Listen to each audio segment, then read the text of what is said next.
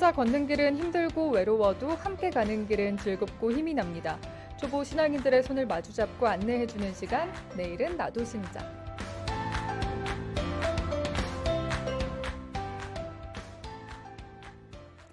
네, 이 시간에는 새신자로 거듭나기 위해서 준비 중인 예비신자들을 직접 만나서 어떻게 신앙생활 하고 있는지 들어보고요.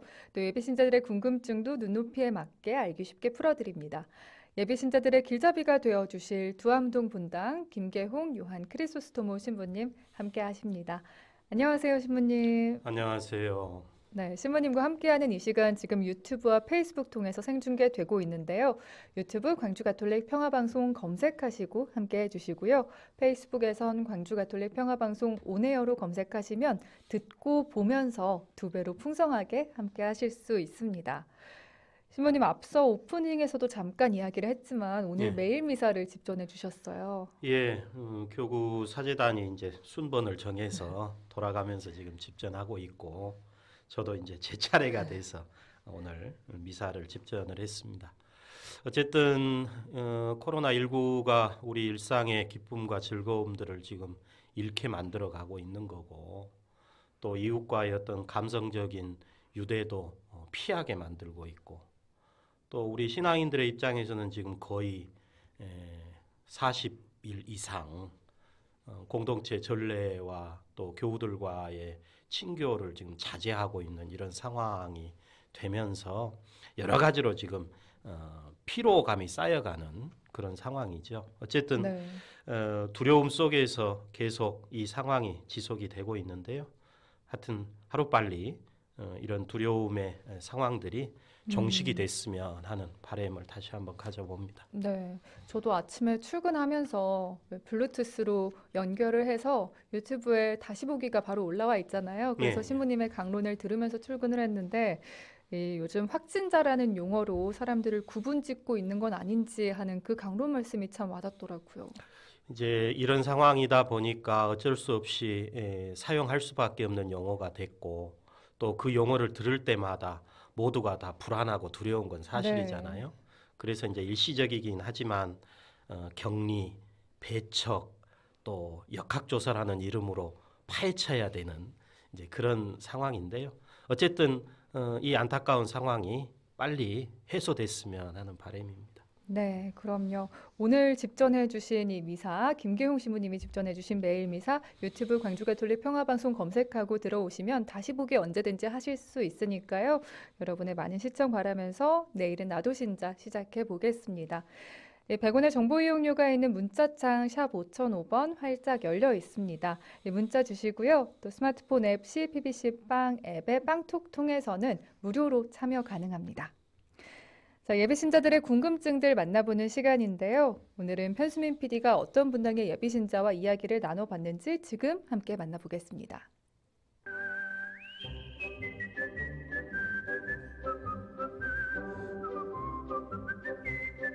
에, 예쁜 우리 부부 비, 비로소 천주교 신, 신자가 되었어요.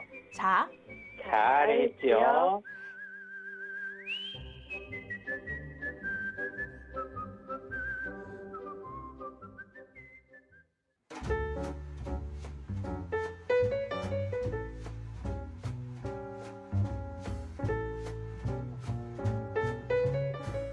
내일은 나도 신자, 오늘은 목포로 떠나봅니다.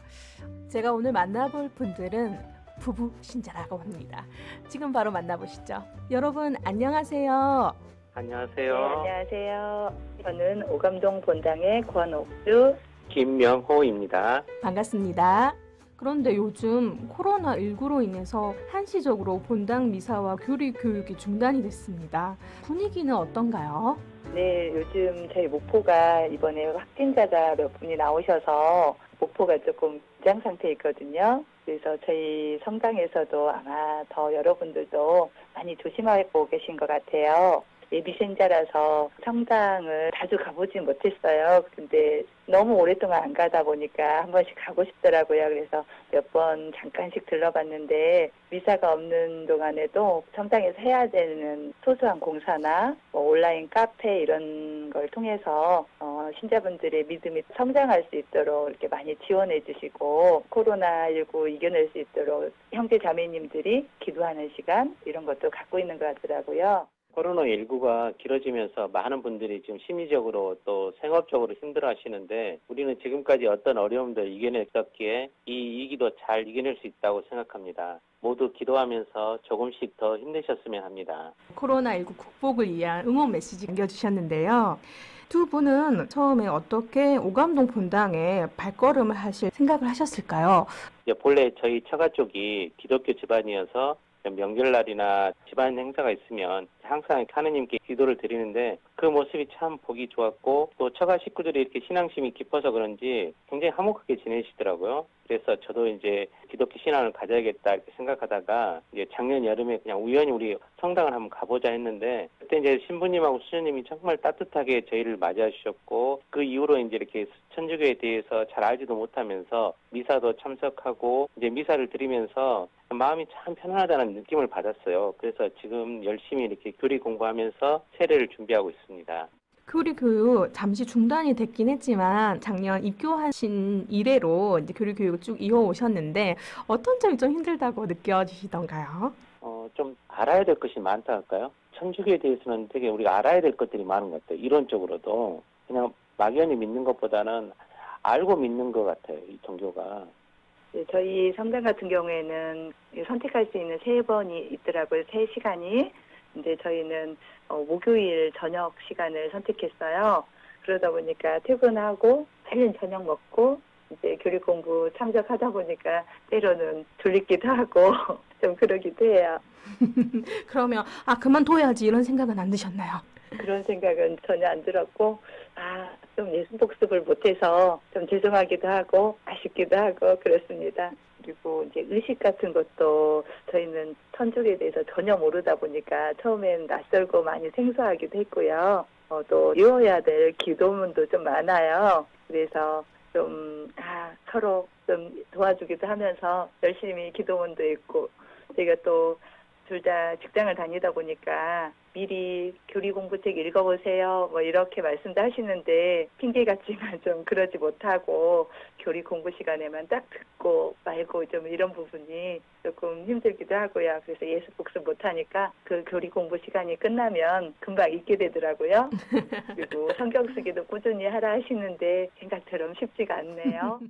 빡빡한 생활 속에서 애비신자 교리 교육을 받다 보니까 아쉽기도 하고 좀 힘들기도 하지만 그래도 계속 이어나가고 싶다는 그 의지만 지금 강하신 것 같아요. 그렇죠? 네, 그렇습니다. 감사합니다. 네, 이렇게 부부가 함께 성당을 다니면 좋은 점이 많을 것 같아요. 같은 종교를 갖게 돼서 이제 같이 생활하면서 신앙적인 부분에서 많이 도움이 되고 있어요. 예를 들면 식사할 때도 아직은 익숙하지 않아가지고 그 식사기도, 식사 마치는 기도 이런 것들이 생각이 안 날 때가 진짜 많거든요. 근데 둘 중에 한 사람이라도 먼저 생각하면 그렇지 하고 같이 기도하고 식사하게 되고 또 기도문 이을 때도 나 잘 외우는지 봐줘 이렇게 하면서 서로 격려해 주기도 하고요. 그런 부분이 좋습니다. 이맘때쯤이면 이제 세례명을 좀 생각해 보기도 합니다. 수녀님께서 외국 성인들도 많이 계시지만 우리나라 성인들 중에서도 정말 훌륭하신 분이 많은데 그분들의 세례명을 따르면 어떻겠는지 말씀하셔서 정말 의미 있는 것 같아서 수녀님께서 추천하신 세례명으로 하기로 결정했습니다. 네, 저는 이제 정여경 조카분이신 정하상 성인님의 하상 바오로로 정했어요. 저는 정혜 엘리사벳. 지금 생각하신 예쁘고 멋진 세례명 잘 얻으셨으면 좋겠고요. 그리고 우리가 미사 때 평화 인사를 나누지 않습니까? 평화를 빕니다. 이렇게 말해주고 싶은 사람은 없으세요? 네, 곧 있으면 이제 국회의원 선거가 있잖아요. 국회의원 후보님들께 평화를 빕니다라고 말해주고 싶은데 우리가 선거의 승리를 위해서는 수단과 방법을 가리지 않고 있잖아요. 그래서 진정 국민이 평화로운 세상이 되도록 노력해 주었으면 하는 바람으로 평화를 빕니다 하고 인사를 하고 싶습니다. 이 방송을 듣고 진짜 말 그대로 그렇게 좀 해줬으면 좋겠네요. 저도 그런 네. 바람입니다. 혹시 이런 것도 물어봐도 되나 싶어서 주위에 묻지 못했던 가톨릭 신앙적 궁금증이 있다면 말씀을 해주시겠습니까? 천주교에서는 성모 마리아에 대한 묵주 기도가 많아요. 천주교에서 성모 마리아님께 기도드리는 것을 정구를 청한다고 하던데 이 정구가 무슨 뜻인지 알고 싶습니다. 제가 이제 천주교에 대해서 잘 알지는 못하는데 우리가 이제 천주교에서는 성모 마리아님은 굉장히 중요하게 생각하고 기념하는 날도 많아요. 그런데 성모 마리아님의 남편 요셉에 대한 언급은 별로 없는 것 같은데 천주교에서는 마리아의 남편 요셉을 어떻게 생각하는지 좀 궁금합니다. 김계용 신부님, 제 궁금증을 풀어주세요. 오감동 본당 파이팅!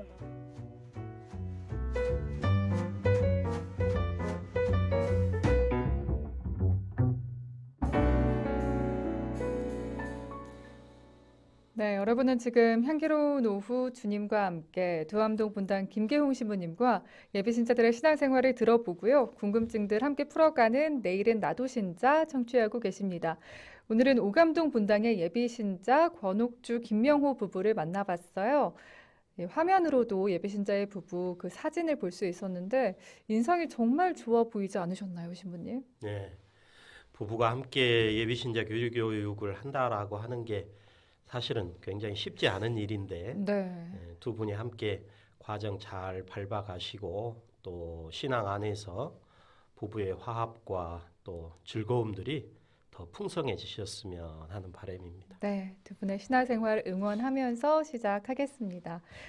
자, 그럼 오감동 본당 예비신자들의 궁금증을 본격적으로 하나씩 풀어볼 텐데요.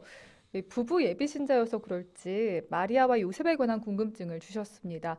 먼저 권옥주 자매님의 궁금증이에요.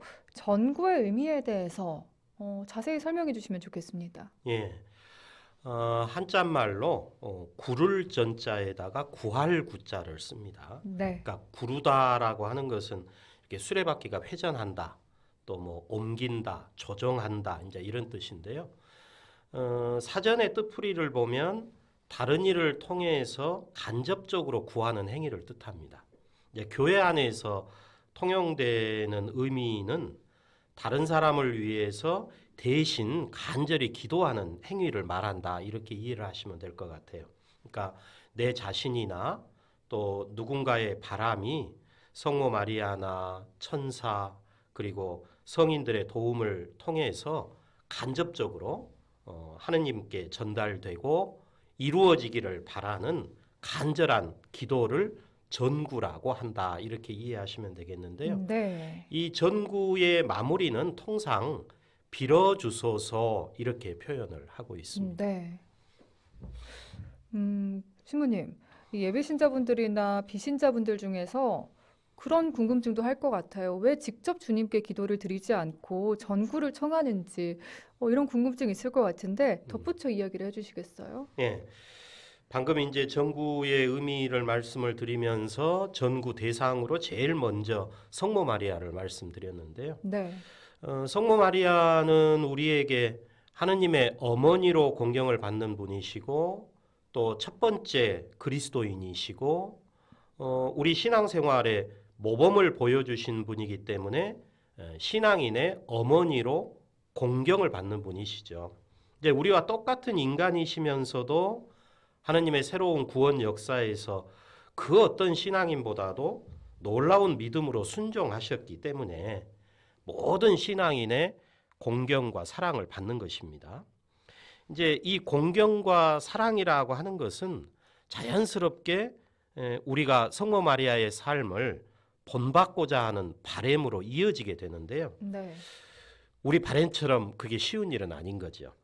그래서 성모 마리아의 믿음과 순종 역시도 마리아가 잘났다든지 능력이 있어서가 아니고 하느님께서 함께 하시면서 은총을 가득히 주셨고 또 은총을 가득히 받으셨기 때문에 가능했던 것처럼 우리에게도 하느님께서 함께 계시면서 은총으로 가득히 덮어주시기를 성모 마리아를 통해서 하느님께 간접적으로 기도를 하는 거죠. 네. 그러니까 왜 이런 방식을 쓸 수밖에 없느냐 하면 성모 마리아는 우리 믿음의 대상이 아니라 기도의 대상, 믿음의 대상이나 기도의 대상이 아니고 사랑스러운 동반자고 또 든든한 동반자는 것이죠. 그러니까 기도의 대상이 아니라 우리와 똑같은 입장에서 하느님께 성모 마리아도 기도하시는 분이죠. 마리아께서 하느님의 은총을 가득히 받으셨던 것처럼 우리에게도 하느님의 은총이 가득할 수 있도록 우리와 같은 마음으로 빌어주십시오. 이렇게 청하는 것이 성모 마리아께 드리는 전구다. 이렇게 이제 이해를 하시면 될 것 같고요. 네. 이제 다른 성인들에 대한 전구 역시도 마찬가지입니다. 우리가 보통 성인 그러면 하느님의 은총을 가득히 입어서 하느님과 함께 영원한 생명을 누리고 계시리라고 하는 교회의 확신으로 모든 신앙인의 모범으로 선포된 분들이잖아요. 따라서 우리가 현세의 삶을 위해서 필요한 하느님의 은총을 청하면서 우리보다 먼저 인생의 기쁨과 슬픔 또 행복과 고난의 삶을 사시다가 이제는 하느님과 함께 영원한 삶을 누리고 계시는 그 성인들을 통해서 간접적으로 기도를 하는 것입니다. 네. 그러니까 이걸 조금 더 풀어서 말씀을 드리면 이렇게 말씀드릴 수 있을 것 같아요. 성인들께서 우리와 같은 모습으로 또 성모 마리아께서 우리와 같은 마음으로 하느님 앞에서 응원해 주십시오. 이게 아마 교회가 오랫동안 전통으로 삼아오는 전구라고 하는 방식이지 않을까 싶습니다. 네, 그러니까 주님께 바로 기도를 드려도 되겠지만 성모님 혹은 다른 성인들에게 전구를 청하면 더 기도의 은총을 풍성히 받을 수 있겠습니다. 이번에는 김명호 형제님의 궁금증을 풀어볼 텐데요. 형제님께서 천주교에서 요셉 성인이 어떤 의미를 가지는 분인지 물어오셨습니다. 신부님 답을 주시겠어요? 요셉 성인에 관한 내용은 신약성경 마테오와 루카복음서에 증언하는 아주 단편적인 내용이 전부입니다. 사실은. 네. 이제 이것을 정리를 해보면 요셉의 생업은 목수였고 예수님의 양아버지이십니다. 그러니까 이제 양아버지라고 하는 것은 한자말로 이제 기를 양자를 쓰는 것인데요. 예수님을 기르신 아버지라는 것입니다. 그러니까 마태복음서에 따르면 요셉은 아직 자신과 같이 살지도 않았고 단지 약혼만 한 여인인 마리아가 잉태한 사실을 알게 되는 거죠. 그래서 남모르게 파혼하기로 작정을 했는데 어느 날 주님의 천사가 요셉의 꿈에 나타나서 마리아를 아내로 맞아들이라고 하면서 그 몸에 잉태된 아기는 성령으로 말미암은 것이다. 이렇게 말을 했다는 거죠.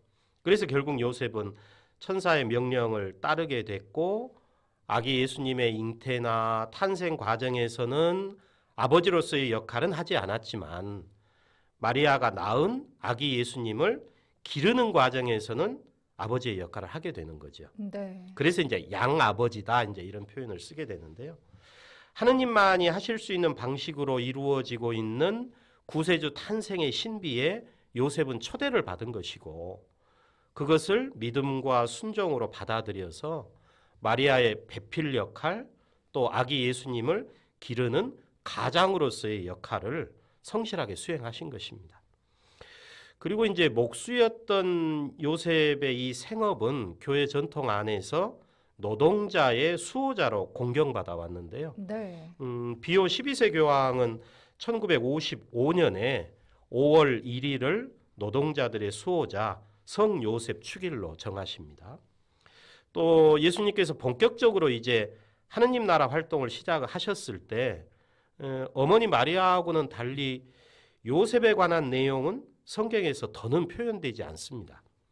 이제 이 때문에 교회 전승에 따르면 요셉은 예수님께서 아마 본격적으로 활동을 하시기 전에 예수님과 성모님께서 지켜보시는 가운데 임종하신 것이지 않을까 이제 이렇게 알려지게 되면서 신앙인으로서는 매우 행복한 임종을 맞이하신 분이 되신 거죠. 네. 따라서 이제 교회는 모든 임종하는 이의 수호자로 성 요셉을 공경하게 됐고 전구하는 전통을 유지를 하고 있습니다. 지금 이제 우리가 사용하고 있는 기도서에 보면 성 요셉께 전구하는 내용이 실려 있는데요. 짧으니까 좀 인용을 해볼까요? 네. 우리 주 예수님을 기르신 아버지시여 정결하신 동정 마리아의 배필이시며 임종하는 이의 수호자이신 성 요셉께 간절히 청하오니 하느님께 빌어주시어 저희가 예수님을 사랑하며 충실히 따르게 하소서. 또한 죽을 때에 저희를 지켜주소서. 아멘. 이렇게 요셉 성인께 전구하는 기도문이 지금 실려 있습니다. 그리고 이제 이 이외에도 비오 9세 교황은 1870년에 성 요셉을 거룩한 교회의 수호자로 선언을 하셨고, 그리고 이제 성 요셉은 성모 마리아와 함께 우리 한국 교회의 공동 수호자이시기도 합니다. 네. 그리고 김명호 형제님이 또 이런 이야기 주셨어요. 성모 마리아와 관련된 기념일은 많은 것 같은데 요셉 성인과 관련된 기념일은 많지 않은 것 같다라고 하셨습니다. 지나기는 했지만 지난 3월 19일이 성 요셉 대축일이기도 했습니다. 저도 이날 축일이기도 했는데요, 신부님. 예. 지난달 3월이 성 요셉 성월이었고요. 성모 마리아와 관련된 기념일은 뭐 말씀하신 것처럼 교회 전례歴에서 아주 잦은 편이죠. 상대적으로 이제 성 요셉과 관련된 기념일은 그 횟수가 굉장히 적습니다. 이제 다시 정리를 해보면 3월 19일 복되신 동정 마리아의 배필 성 요셉 대축일, 5월 1일 노동자 성 요셉 기념일, 그리고 이제 3월 한 달을 성 요셉 성월로 지내고 있는 거죠. 이제 이게 사실은 교회 전례歴에서는 전부 다입니다. 네. 그러니까 성모 마리아 신심에 비하면 모자라지만 다른 성인들의 신심에 비하면 1년 12달 중에서 한 달을 성 요셉을 공경하는 달로 지내는 것은 어떤 의미에서는 또 넘치는 수준이라고 할 수도 있는 거죠. 그렇게 생각하니까 또 예. 그러네요. 또 전승에서 내려오는 이야기에 따르면 마리아의 수많은 남편 후보들 가운데 유일하게 요셉 성인의 손에 든 마른 나뭇가지에 꽃이 폈다라는 내용이 있는데요. 관련해서 또 자세히 살펴보겠습니다. 예, 어떻게 그런 이야기까지 알고 계시는지 대단하십니다. 왜냐하면 이 이야기는, 방금 말씀하신 이야기는 현재 우리가 성경으로 받아들인 경전이 아니고 외경에 담겨 있는 내용입니다. 네. 그러니까 야고보 원복음서라고 하는 외경인데요. 이 외경은 예수님 탄생 이야기뿐만 아니라 그 이전의 이야기도 담고 있다고 해서 원복음 이렇게 표현을 합니다. 이제 이 외경의 끝에는 외경을 쓴 사람이 야고보이고 자신은 광야에서 하느님께서 주신 지혜로 이 이야기를 기록을 했다, 이렇게 주장을 합니다. 그리고 이제 사실은 그 야고보라고 하는 저자가 이 외경의 이름을 어떻게 표현을 했느냐 하면 마리아의 탄생 야고보의 묵시록, 이렇게 표현을 했습니다. 이제 우리는 이 외경을 야고보 원복음서라고 표현을 하고 있는데요. 네. 이 야고보 원복음서는 마리아의 부모 이야기부터 시작을 해서 세례자 요한의 아버지 스가랴의 죽음으로 마무리를 하고 있습니다. 그러니까 예수님의 이야기라기보다는 주로 마리아에게 더 초점을 맞춘 것이고, 마테오와 루카복음서에 담겨 있지 않는 흥미로운 이야기들도 많이 담겨 있습니다. 네. 이제 비록 교회에서는 이 복음서를 경전으로 받아들이지는 않았지만 이 복음서에는 마리아의 어머니 안나가 하느님의 권능으로 마리아를 잉태한 이야기, 그리고 동정인 마리아께서 예수님을 잉태하고 출산한 이야기를 담고 있기 때문에 마리아의 원죄 없으신 잉태와 또 오늘날 교회가 고백하고 있는 평생 동정이라고 하는 이 교의를 함축적으로 담고 있다, 이렇게 이제 받아들여지고 있는 거죠. 네. 이 야고보 원복음서가 전하는 내용을 일부만 좀 인용을 해보면, 네, 네. 마리아의 부모님 요아킴과 안나는 매우 부유했다 그럽니다. 그런데 이제 아기를 낳지 못하는 좀 비통한 처지였던 거죠. 근데 이제 어느 날 주님의 천사가 나타나서 아이의 잉태를 알려줬고 비로소 9째 되는 날에 여자아이를 낳습니다. 그래서 이름을 마리아라고 지었다라고 하는 거죠. 그리고 이제 부모님은 하느님의 은총으로 아이를 낳았기 때문에 그 아이 마리아를 3살 때 성전에 봉헌을 하십니다. 그리고 이제 마리아가 12살이 되었을 때 주님의 천사가 성전 대사제에게 나타나서 좀 엉뚱하긴 하지만 호라비들을 불러 모으라고 했다는 거죠. 네. 그리고 마리아는 주님께서 표징을 보여주시는 호라비의 아내가 될 것이다 이렇게 전했다는 것입니다. 그래서 그 호라비들 중에서 요셉이 마리아의 남편으로 선정이 된 거죠. 그리고 이제 마리아를 아내로 맞아들였다. 그리고 이제 이 내용에 따르면 요셉의 신혼이 나오는데요. 요셉은 전처 소생들이 있는 아주 늙은 호라비 몫으로 나옵니다. 네. 이제 이것은 우리가 지금 받아들인 경전의 내용과는 다른 내용들이죠. 어쨌든 말씀하신 내용은 이제 요셉이 이렇게 마리아의 남편으로 선정되는 과정에서 나온 이야기의 하나거든요. 교회가 이제 경전으로 받아들인 내용이 아니기 때문에 그저 그냥 참고하시면 되겠습니다. 네, 전승이니까요. 네. 또 요셉 성인에 대한 궁금증까지 오늘 자세히 알아봤습니다. 함께 하시면서 마리아 도미니카 님이 저도 김계홍 신부님의 매일 미사 유튜브로 새벽에 함께 했습니다. 감사합니다 하시면서 오감동 성당 예비자님 환영합니다. 기도해 주셨고요. 라파엘 님도 김계홍 신부님 뵈면서 힐링하고 갑니다 하셨네요. 또 윤철 베드로 님도 빵톡으로 김계홍 신부님의 강론도 오전에 운행하면서 잘 들었습니다. 시내버스에서 승객들과 함께 즐겁게 애청합니다 하셨네요.